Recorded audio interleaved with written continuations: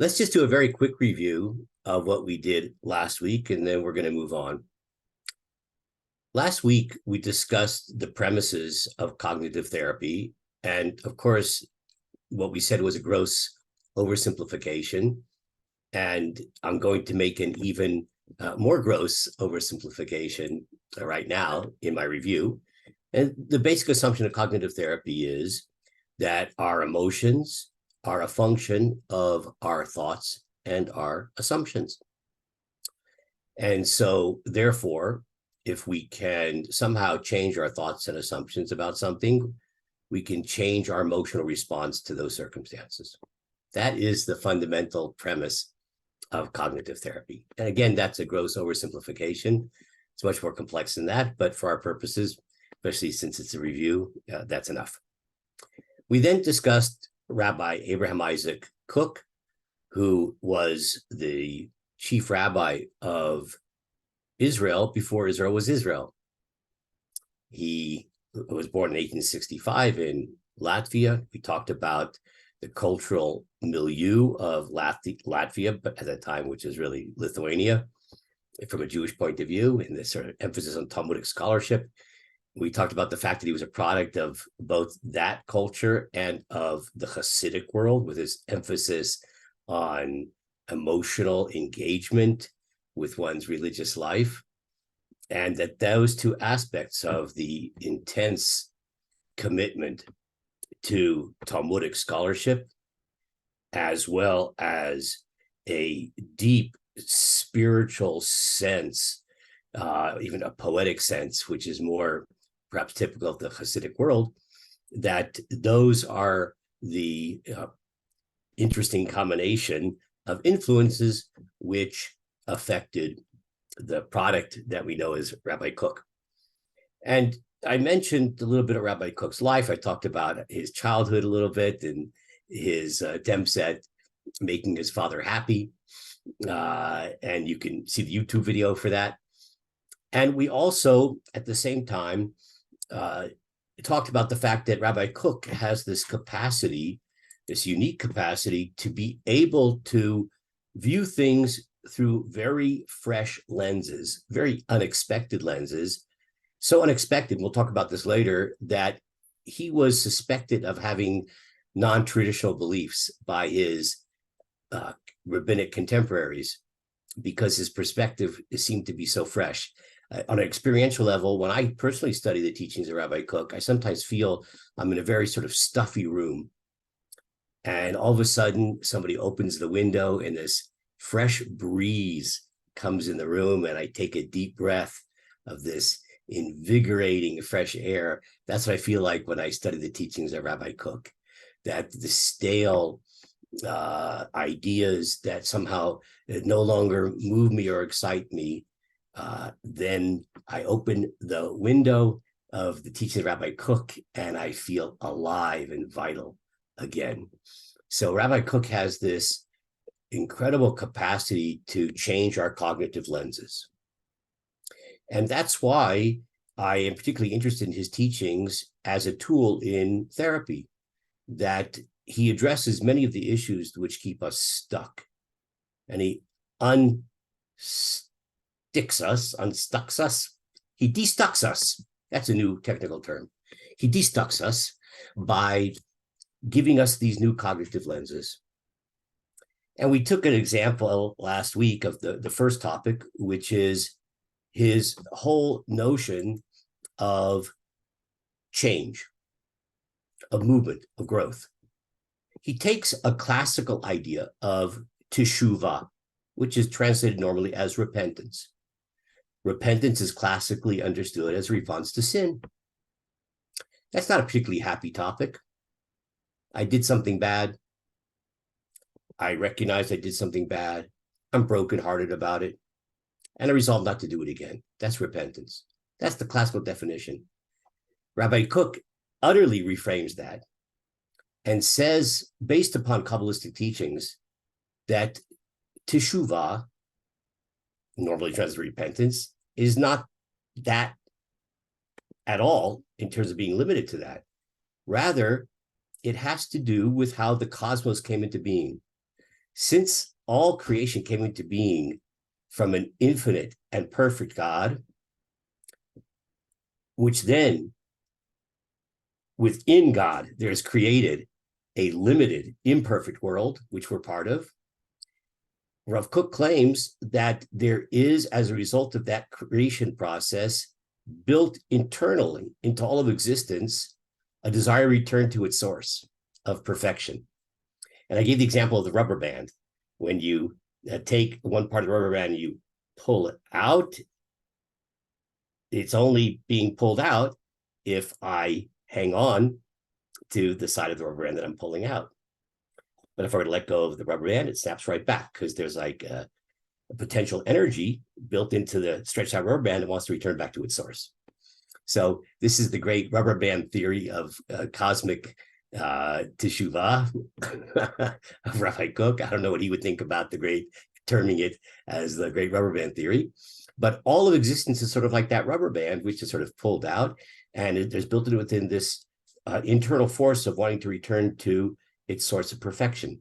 So teshuvah, repentance, which literally means to return, is not limited to returning to walking the straight and narrow after sin, but it's an internal force built into the whole cosmos, where the whole cosmos is evolving to return to its state of divine perfection from whence it came.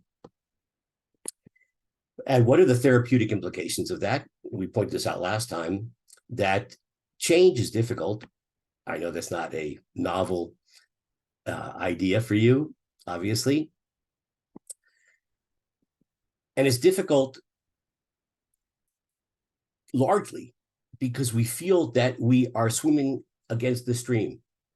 It's as if the circumstances of our life are conspiring against us to change, to become more whole, to become more healthy. All various circumstances in life which flow in the opposite direction from where we want to go. According to Rabbi Kook, it's not true. That in fact, there's built into the very fabric of existence a current towards wholeness, towards perfection, towards the divine. And I gave the example of being a surfer. So a surfer, it's a challenge to get up on the surfboard. It's hard. But once you get on the surfboard, you're flowing with the current. That's what changes. It's not that it's easy. It's a challenge. It's a challenge to get on that surfboard of change. But once you're on that surfboard, you're actually flowing with the current of the cosmos, built into the very fabric of being. And I contrasted that with the way we normally think of it, that perhaps what we could call in cognitive behavioral therapy terms, a cognitive distortion. We think of it as a salmon swimming against the stream in order to lay its eggs. That's the way we sort of conceive of trying to change. We're going against the stream, but in fact, we are more like the surfer who has the challenge getting on the board, but we're flowing with the current. Okay, so that's what we discussed last time. What I want to discuss this time is another sample of Rabbi Kook's writings, which I believe has profound therapeutic implications, and that is failure. Now, nobody here has ever experienced failure, so this is a completely abstract topic, but you'll sort of use your imagination of what it can be like if you've ever experienced failure. First of all, let me try to change something here in terms of the view. Okay, so am I the center of the screen? I don't have to be the center of your life, but I just want to make sure. Okay, thank you, Gabriella. Okay, so now I'm going to do a screen share. Hopefully this is going to work. And we're going to dive right into a text of Rabbi Kook. Everybody see this, the text here? Okay, now it's bilingual. Don't get nervous if your Hebrew isn't so great, because we're really not going to use the Hebrew much. But I had the Hebrew here because for those who do a little bit of Hebrew, there's something really interesting about the grammar, but I'll try to get the point across even in the English. This is a passage in the book of Deuteronomy, chapter 30. And let's read through it together. And as we read through it together, I would like to see if you can notice that there's a certain word that repeats itself over and over again. I'll read it kind of fast. And you tell me if you notice a word being repeated over and over again. Now, I just have to tell you,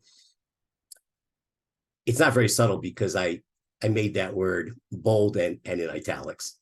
So this shouldn't be too challenging. Okay. When all these things befall you, the blessing and the curse that I've set before you, and you return them to your heart amidst the various nations which your God has banished you, you will return to the Lord your God. And the Hebrew for the word to is the Hebrew word ad. With all your heart and with all your soul, and you will listen to his voice according to all that I'm commanding you this day, you and your children. The Lord your God will return your exiles, and he will have mercy upon you. He will return and gather you from all the nations where the Lord your God had dispersed you. Even if your exiles are at the end of the heavens, the Lord your God will gather you from there, and he will take you from there. And the Lord your God will bring you to the land which your forefathers possessed, and you will take possession of it. And he will do good to you, and he will make you more numerous than your forefathers.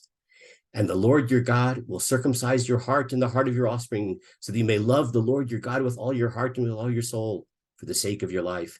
And you will return and listen to the voice of the Lord, and fulfill all his commandments, which I command you this day. And the Lord your God will make you abundant for good in all the work of your hands, in the fruit of your womb, in the fruit of your livestock, and the fruit of your soil. For the Lord will return to rejoice over you for good, as he rejoiced over your forefathers. For you will listen to the voice of the Lord your God, to observe his commandments and his statutes written in this Torah scroll. For we return to the Lord your God. The Hebrew word for to here is the Hebrew word el, with all your heart and with all your soul. Okay, now, did anybody catch that word which seems to repeat itself over and over again? Would anybody like to unmute and just tell me that word which repeats itself many times here? Go ahead, get some credit. Thank you, Sharon. Return. Yeah. Okay, you're an obvious genius. I hereby give you rabbinic ordination. Okay, now mute yourself. Okay, that's a joke, but you should mute yourself anyway. Okay, so it's obviously the word return. As a matter of fact, the word return here appears a full 7 times.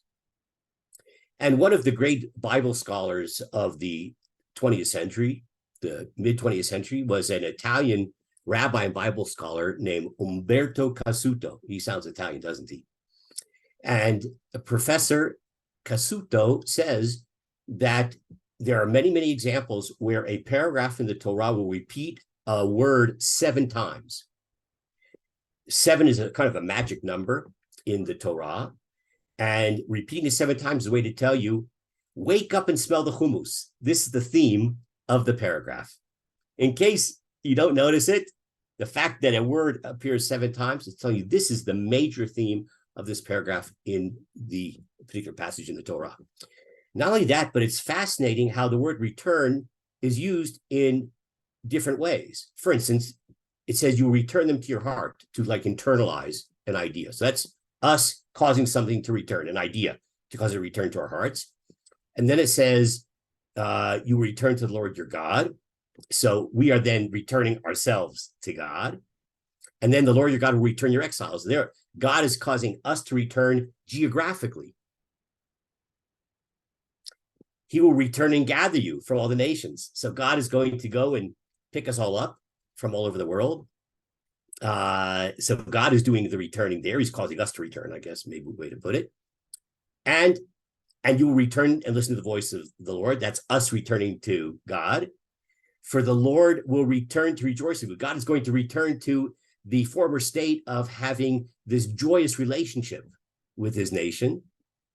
And then at the end, for you will return to the Lord your God with all your heart and with all your soul, that we're returning. So we have ourselves returning something to our heart. We have us returning to God.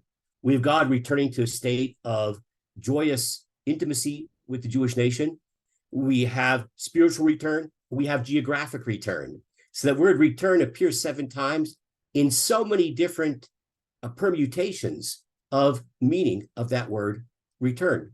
Really fascinating. Now, in order to appreciate the next point, we have to notice something, which I tried to convey it in the English translation. And we'll take a closer look at that. If you go to the beginning of the paragraph where it says, you will return to the Lord your God. And then if you look at the end of the paragraph, it says the same thing. You will return to the Lord your God. So the paragraph has sort of bookends at the beginning of the paragraph and at the end of the paragraph, except for the preposition to, you will return to the Lord your God. In both those places is actually a different Hebrew word. You will return to the Lord your God, it says in the beginning, and he uses the Hebrew word ad. And then at the end of the paragraph, it says the same thing. You will return to the Lord your God. It uses the Hebrew word el, which can be translated as to as well. So it's interesting that this paragraph is sort of bookended by two identical phrases, which say you will return to the Lord your God, except for the word to, that preposition in Hebrew, it's not the same word. In the beginning, it uses a word of ad in Hebrew, which could be translated to, and the Hebrew word el at the end of the paragraph, which also could be translated as to. So that's, if you read the text carefully, that's rather strange. What's going on here? So there was a biblical commentator who was active in the second half of the 19th century. They called him Malbim. That's actually not his name. He had a very complicated name, and so they made an acronym out of his name, Malbim. And he comments on this oddity that you have this phrase, you will return to the Lord your God in the beginning, and you return to the Lord your God at the end, but the word to is different in Hebrew. It says ad, Hebrew word for to, and then at the end, el, which also can be translated as to. Now, I first have to tell you something about this commentator on the Torah, Malbim, that we're going to take a look at right now. Malbim, he had a pet peeve. Actually, I don't know where everybody is here, where you're all from. I don't know if Canadians are here. That's the primary target population. At least in American English, there's an expression, pet peeve. Everybody understands what it means, a pet peeve, something that bothers you. The Malbim, his pet peeve was the assertion that two words in the Hebrew language can mean the same thing. In other words, synonyms. He claims that there's no such thing. The Hebrew language, according to Malbim, is Lashon HaKodesh, the holy tongue. There are no synonyms. Words that we translate the same way, like in this case, ad and el, which are often translated to mean to, he says that's a mistake. They don't mean that. That it's only because we fail to understand the depths of the Hebrew language that we think there are two words that mean the same thing. In this particular paragraph, he addresses that issue in regards to those two prepositions. In the beginning of the paragraph, you return to the Lord your God. And at the end of the paragraph, you return towards the Lord your God. I'm sorry, also to the Lord your God, but using a different preposition, ad and el. Look what he says here. You shall return to the Lord your God with all your heart. And he's now translating or commenting on the last part of that paragraph, the second part of the bookends, where it says, you will return to the Lord your God, in Hebrew word el. And he says, for then they will come to this great level of teshuvah, of return, of repentance, that word that appears 7 times, because the teshuvah, the return, will be to the Lord, Hebrew word el. Not like the teshuvah, the return, which is mentioned at the beginning of that particular paragraph, which is only towards the Lord, Hebrew word ad. So Malbim says that those two prepositions don't mean the same thing. In the beginning of the paragraph, it says you return ad, keyword ad, the Lord your God, which actually should be translated, he says, towards. And at the end of the paragraph, it should be translated, Hebrew word el, as to, towards versus 2. So what does that mean? What are the implications of that? What he seems to be suggesting is that there are 2 types of return. There's a return which is towards, and there is a return which is to. What does that mean? We tend to classically define return to change the way we act, to grow, as in kind of either or proposition. We either have changed or we haven't. And the Malbim is saying, no, there's a type of return which is towards. It's directional, but not necessarily arrival. And at the end of the paragraph, it says you return to, arrival. Return towards versus return to. Okay, interesting comment. But what are the deeper spiritual, psychological, emotional implications of this? Everybody ready to dive into Rabbi Cook? Now he says the following. Is this big enough? Can people see the text? Just shake your head. Good. When we truly desire to return, to move towards wholeness, to move towards godliness, to move towards that goodness, which is the origin of all existence. When we try to ride that wave like a surfer, like we said last week. Even though we may be hindered by a variety of obstacles, such as confusion or weakness, or the inability to set right interpersonal matters. Let's just pause here, because Rabbi Cook, I think he didn't know what a period was. He has run-on sentences which can go down an entire page. So we're going to take it just phrase by phrase, but don't lose the context here. So Rabbi Cook is saying, we truly desire to return, meaning we all want to grow, we all want to change, we all have aspects of our lives that cause us deep grief. But it's so hard. We so truly want to grow. We so truly want to become unstuck. But we're so hindered by all kinds of things. Confusion. No clarity. I feel stuck, but I'm not really sure what the problem is. I have a laundry list of all my problems. I don't know exactly what's keeping me stuck, what's primary, what's secondary, how to deal with it. Confused. Or weakness. What if the problem is that as a habit issue? And some people who approach emotional growth from a very behavioral point of view essentially see all behavioral and emotional issues as habit issues. That requires changing habit loops, as they're sometimes referred to. Yeah, but that requires, at least seemingly, something really horrible. Willpower. Yuck. Willpower has never worked with me. Maybe I don't have it. I don't know what your experience has been with willpower, but it's difficult. Weakness. I once heard a rabbi speak, and he talked about that every human being has a just say no muscle. And like any muscle, if you don't use it, it gets flabby. Just say no muscle is the ability to just say no to that 5th cookie that you would like to eat when you're on a diet. But we never use our just say no muscles because we're not trained that way in our society. Our society is a just do it society. And therefore we have very flabby just say no muscles. So we're brokenhearted. We try to grow, and sometimes it requires that inner strength, but we're weak. Or the inability to set right interpersonal matters. What if the issue involves another human being?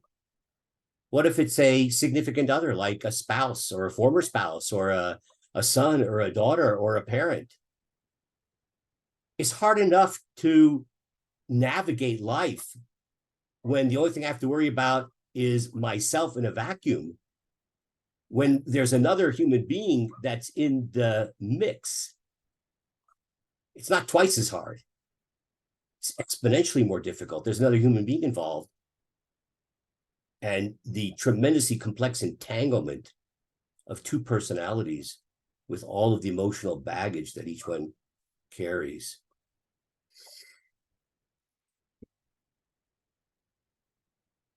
Everybody depressed? I am. I'm actually not. Because I cheated, I looked ahead. There's some good news coming. And he says the following: even though the obstacle may be exceedingly great, and the heart even must break, knowing the greatness of the obligation to correct our defects in the best and most complete manner. Have you ever cried because of your own failure to accomplish your goals, to move forward, to become more whole? I have. You ever cried over broken relationships, of our own failures? I have.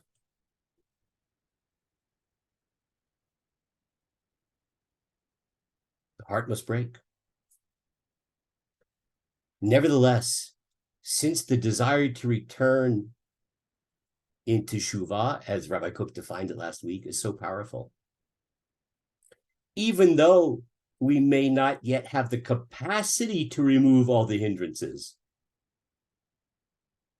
we must accept upon ourselves this illumination of teshuvah as a purifying and sanctifying force. Now, I'm going to read that again. It's hard to know what he means by this. I'm going to read that passage again, and then we're going to talk about it.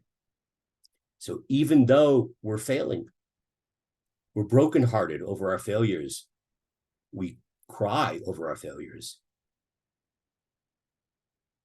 So even though we haven't been successful, we may not have yet the capacity to remove all the hindrances, we must accept upon ourselves this illumination of teshuvah as a purifying, and sanctifying source. Now, what does that mean? In order to understand what he means, we have to skip a little bit to this paragraph right here. It says, in truth, this matter is expressed. This should sound familiar. He's going to look at that same passage in the Torah that we just examined through the eyes of the Malbim, where the Torah begins by saying, you will return towards the Lord your God. And then at the end, he says, you'll return to the Lord your God. And Rabbi Cook says the following: in truth, this matter is expressed with utter clarity in the Torah. And he quotes that passage and translates it or understands it in the same way the Malbim did. You shall return towards the Lord your God. And only at the end of the paragraph does it say, you shall return to the Lord your God. This teshuvah of towards is internal, concealed by many obstructive screens. But no obstruction or hindrance can ultimately prevent the supernal light from shining upon us. What did Rabbi Cook just say? Let's go back to that phrase now, that even though we failed, we must accept upon ourselves this illumination of teshuvah as a purifying and sanctifying force. When you do something positive, when we do something positive, there's a good feeling. If you give to charity, you show a kindness to somebody, all the different ways we can do something which is noble and positive in life, and all of us have experienced, hopefully, a little bit of that as well. It's a transforming feeling. We're filled with light. That sacred act that we engaged in fills us with vitality, with the feeling of being worthy and worthwhile. It fills us with a force that is purifying and sanctifying. When we engage in a sacred act, we're acted upon by a purifying and sanctifying force. this illumination of growth, of teshuvah. Rabbi Cook says the following. There's two types of teshuvah. There's a teshuvah, a growth, which is towards, and there's a teshuvah of arrival. You shall return to the Lord your God. Both are sacred experiences. When we are brokenhearted because of our failure, that state of being brokenhearted reflects the burning desire that we have to be whole. Were it not for the profound desire to be whole, we wouldn't cry. We wouldn't be brokenhearted. We'd be ambivalent, be apathetic. The breaking of the heart reflects the yearning of the heart for wholeness. And that itself is a teshuvah of towards. That itself is a movement towards wholeness. It may not be arrival, but growth is not all or nothing. It's not 0 or 1. It's a process. And even the brokenheartedness in the face of the inability to overcome all of the multifaceted hindrances that make it difficult to change, that brokenheartedness is itself a movement towards the Lord your God. Every tear reflects and nurtures the soil of godliness in our lives.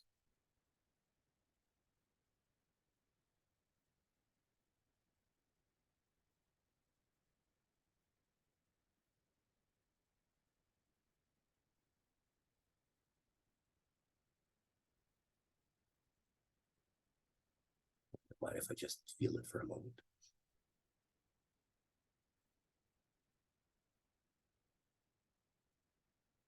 What an amazing reframe of so-called failure.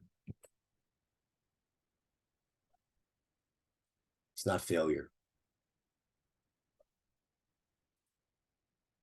It's movement towards divinity.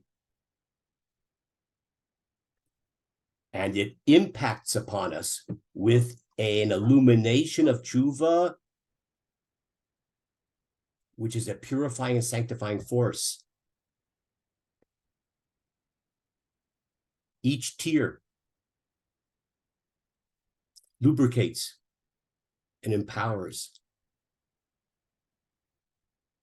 moving that process forward, step by step. If we can accept it for what it is, that broken heart is not in the face of failure. That broken heart is a reflection of the deep yearning. And that's why Rabbi Cook says, we must accept upon ourselves this illumination of tshuva as a purifying, sanctifying force. Change our cognitive lenses.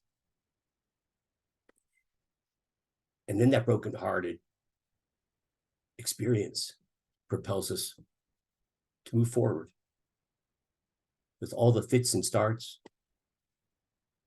with all of the trials and tribulations of growth, of change. Now, Rabbi Cook now does something which is typical of Rabbi Cook. And he says that just like this phenomenon applies to the individual, each one of us, it applies to the nation of Israel as a collective whole. And watch what he does here. This is really fascinating. And just, this is the part we skipped before, we're going back. And just as this is a great principle with regards to the individual, so it is with regards to the collective as a whole. There's a radiance of teshuvah in Israel. He doesn't mean the state of Israel. He died before the state of Israel. He died in 1935. He means the Jewish people. The arousal of the desire of the nation as a collective to return to its land, to its essence, to its spirit, to its character. There's a radiance of teshuvah in this. Now, I want you to now appreciate what Rav Kook just did, which is so radical. By and large, the Orthodox rabbinate of the end of the 19th century and the beginning of the 20th century was opposed to political Zionism. Political Zionism was led by, for the most part, non-religious or anti-religious Jews. It's very hard for Orthodox rabbis to embrace a movement which, in a self-proclaimed manner, sees itself as reformulating what it means to be a Jew by stripping it of its spiritual religious character and making ourselves into a nation like any other nation. Rabbi Kook, against this general consensus of the vast majority of rabbis at that time, says we're misinterpreting it. Zionism is not a failure of the Jewish spirit. Zionism is a movement towards. It's weird. It's surprising. It's complex. But the fact that the Jewish people wants to return to be a collective, to become a nation, to return to its holy land, that there's thinking about what does it mean to be a Jew, even if that thinking may be misguided in some ways, thinking about what is the national spirit and character of the Jewish people, even if it's misguided, there's a radiance of teshuvah in this. It's a return towards. This type of frame and reframe allows for Rabbi Kook to see a secular movement which drove away many Orthodox Jews, to see it on a deeper level as expressing the collective desire of the Jewish people to become more whole, even if it's sometimes in such a complex manner, in a manner which has so many failures, going off the path. But in this complex and confusing maelstrom of the historical process of Zionism, Rabbi Kook sees the Jewish people groping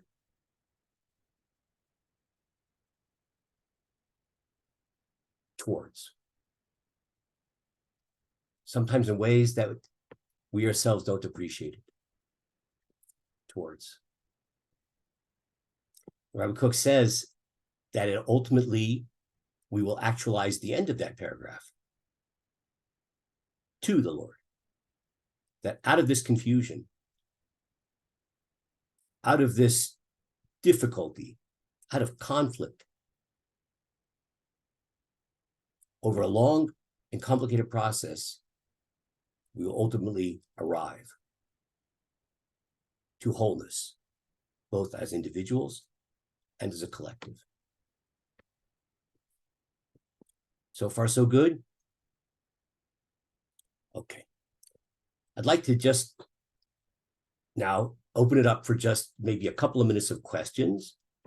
And then I want to share something with you that's another radical reframing of Rav Kook dealing with presently what's going on in Israel. This was not planned to be part of the curriculum, but I don't feel that we can somehow just go on with a course as if there's not a larger context that's affecting the entire Jewish people, wherever they live, in such a profound, painful way. So would anybody like to address a question or comment on what we said so far? I have a question. Yes, sure. Yeah. No, I just wonder, it may be totally not relevant, I don't know, but is there any place for self-compassion? Because we're talking about imperfection, we're not perfect. And when we're trying to do better, we're trying to improve, but we make mistakes. And I tend to beat myself up. And then I have to sort of reflect and say, well, you know, I made a mistake, and, try to be a little bit kinder to myself. Yeah. So that's a beautiful question. Oh my. You know, so self-compassion is something we use a lot in therapy. And sometimes we actually will ask the client, to put the hand over their heart and to engage in compassionate self-talk. And I think that sometimes that hand on the heart is feeling simultaneously the brokenness of that heart and also the soothing healing of that fracture, precisely in accordance with Rabbi Cook's idea, because it's a process, it's a journey. We're not divine. Perfection's not on the menu. It's not on the menu in this world. The call to us is a commitment to process, a commitment to the journey. And that journey is fraught with so many obstacles. That itself is an expression of deep self-compassion. It's not a failure. It's part of the process we're moving towards. Let me just share with you a short idea. When Moses broke the first set of the 10 Commandments, what happened to the pieces? There's a Talmudic tradition. It's really powerful. It says that they were gathered up and put into a box, an ark. And when the Jewish people traveled in the wilderness, they were led by the ark that had the broken pieces of the original set of the 10 Commandments. Interesting Talmudic tradition. What does it mean? It means that our journey in the wilderness of life, we're led by the broken fragments of our heart. Those broken fragments are the source of wisdom, of compassion, of empathy for others and for ourselves. Thank you so much for that wonderful, wonderful comment. Hi, Marlene. Okay. I have one more question, actually. Sure. I just wondered if you could define what they mean by wholeness. Yeah. Well, Because yeah. Okay. So the problem is that since it's not on the menu, we can only move towards. So it's impossible to. It's you know what? Give me a call afterwards, and I'll figure out what wholeness is for you, or at least what we're moving towards. it's okay. Okay. So now, what I want to do now is talk a little bit about current events, and in the spirit of Rav Cook. And we're going to do a screen share again. And I've actually shared this personally with some people. So if this is something I've shared with you personally, you can leave now or you can stick around for a second showing. So I'll do a little screen share here.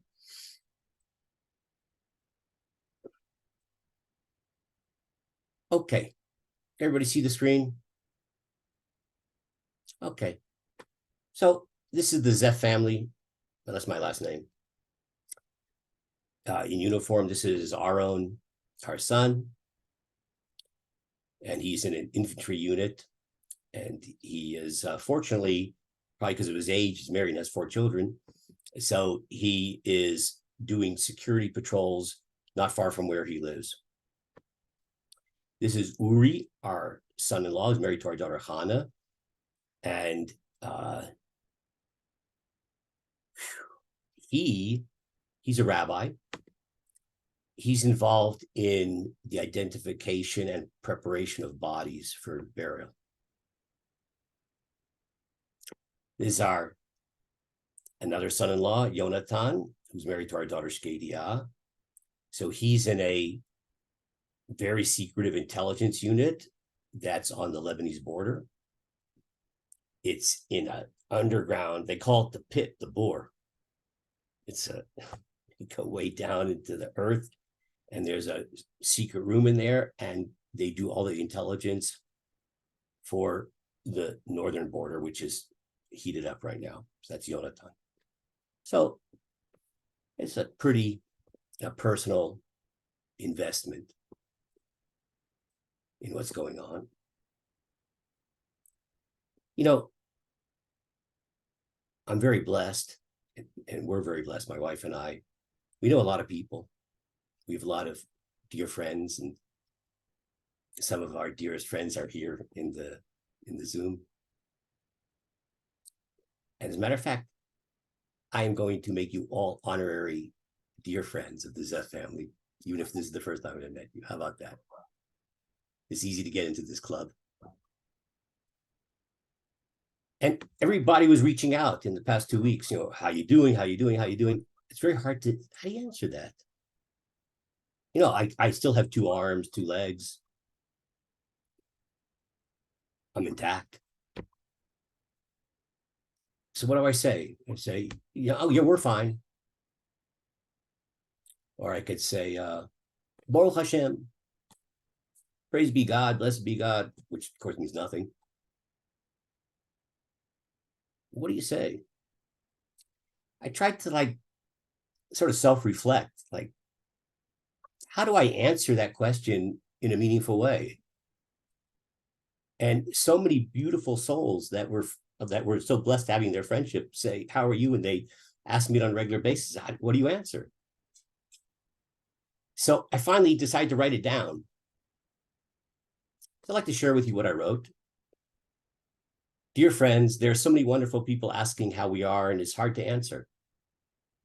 Any possible answer that I could give arouses in me a certain reservation or even a little repulsion, like what I described just now. Thank God there were not many alarms here, and our family in uniform serve in relatively safe places. But it doesn't give me much peace of mind. This reminds me of the famous verse in the Bible in which the Shunammite woman, it doesn't matter whether you know the story or not, answered to Elisha the prophet, I dwell among my people. That verse, I dwell among my people. And perhaps on a deeper level, in terms of our present context, it might mean the following. It doesn't mean to dwell among my people. All of Israel suffers the same pain, the same grief, the same fear, the same anxiety. I'm not able to say I'm okay, as if my well-being is detached from the Jewish nation among whom I dwell.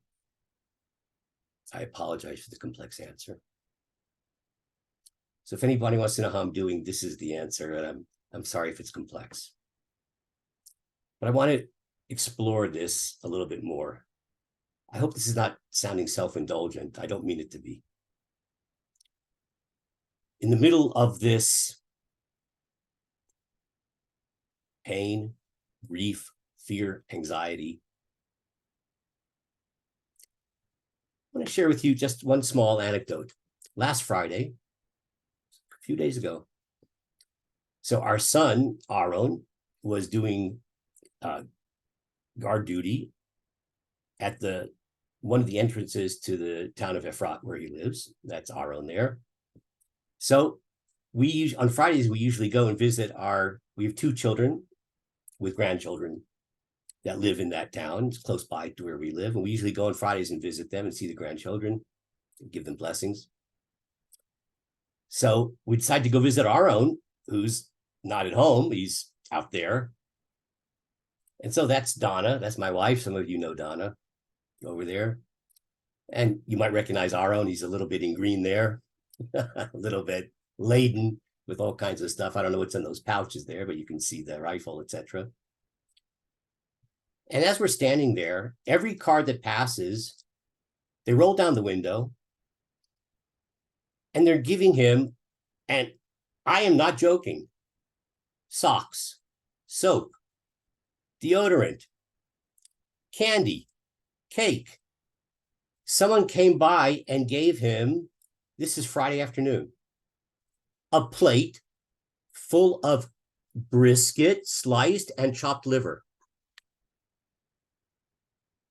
A Shabbos meal, brisket and chopped liver.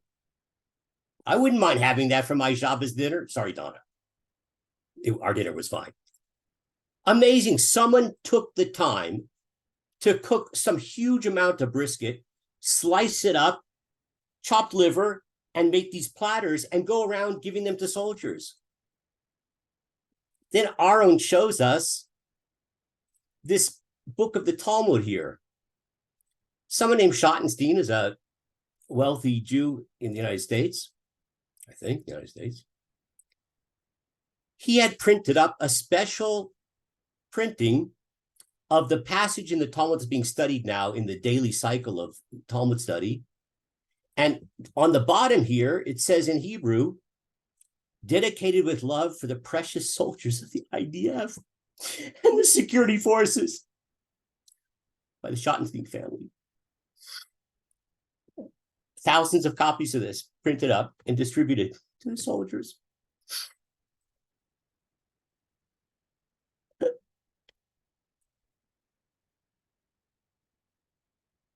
In 5 minutes, they could study some Talmud.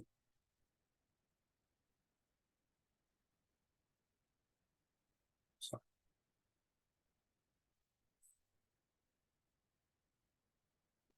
Look at this.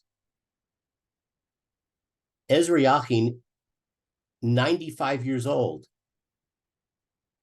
volunteered for reserve duty. Can you see that picture? He's 95 years old. He was interviewed in this newspaper I got on Shabbat, and I said, I have to share this. This is unbelievable. He's 95 years old. He's been in every war that Israel's fought. He's full of vitality and life. He's 95 years old. You see the rifle there? That's from a few days ago. And it interviewed him in this newspaper, and I just translated from the Hebrew this one little passage. The most important component in our strength is our spirit, the spirit of love of Israel and love of the land. This is the spirit of Abraham, who pursued the 4 kings and saved the captives. It is the spirit of the Maccabees. It is the spirit of those who fought with me in the War of Independence. The nation of Israel has a task to bring light to humanity, while our enemies are attempting to darken humanity. With the light of each and every one of us, I'm sure that the enemy will pay for what they brought upon us. With the help of God, we'll be victorious. I want to put this into Rabbi Kook formulation. This is the good news. What's happening here? There's pain, there's grief, there's fear, anxiety. Something amazing is happening. I want to read this passage. Rabbi Kook writes in a way that even when he doesn't mean to be poetic, he is. And it's sometimes hard to understand exactly what he means. And sometimes it's hard to translate into English. It happened to be by coincidence. Last week, I was teaching Rabbi Kook philosophy to somebody, and we happened to come across this passage. I didn't plan it. It just was the next passage. It's in a passage which has the title, The Communion and Connection to Collective Israel. The thirst to be utterly absorbed within the collective spirit of Israel must be strengthened. To think Yisraeliyut, I didn't know how to translate this. Yisraeliyut means Israeliness. And he doesn't mean Israeliness like falafel. And he's not referring to the state of Israel because there was no state of Israel when he died in 1935. He means the collective spirit of the Jewish nation. So that's why I translated collective Israel, Yisraeliyut. To think Yisraeliyut, to feel Yisraeliyut, to live Yisraeliyut, to seek the joy of Yisraeliyut. This is our deep, exalted, and broad goal, full of the dew of sacred life. It is distinct from that of other nations, so suffused with much hatred of humanity, of evil, devoid of an internal sense of sanctity. The thirst for the collective spirit of the nation is the thirst for the divine, for the light of Torah, for integrity, for wisdom, for all that is good and lofty. That's what we're experiencing now. What we're experiencing now is on two levels. There's Joel Zeff, there's Donna Zeff, there's Andy Smith, there's Gabriella, there's Sharon, there's Marlene, and everybody else here as individuals. We're also experiencing something else. This thirst and yearning to be part of something greater than ourselves, to be part of the collective of Israel, the collective spirit, Yisraeliyut.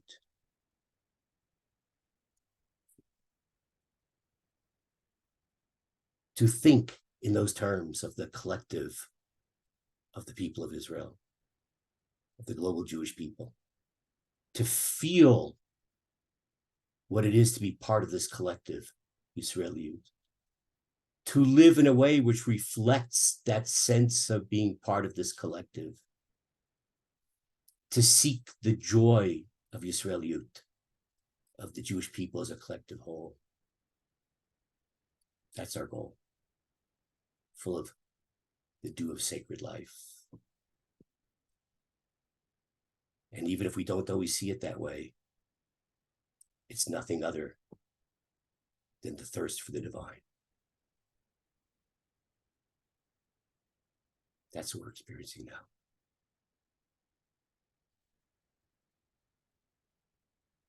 That's the silver lining in this dark cloud. Rav Kook, in his almost prophetic way of reformulating, reframing, allows us to see the illumination, the sanctity, the nobility that lies beneath the surface of a very cruel and dark world. And with that, I bid you adieu. Until next week, my best friends, all of you are my best friends now. We'll see each other again. Thank you. You're welcome. Thank you. Thank you.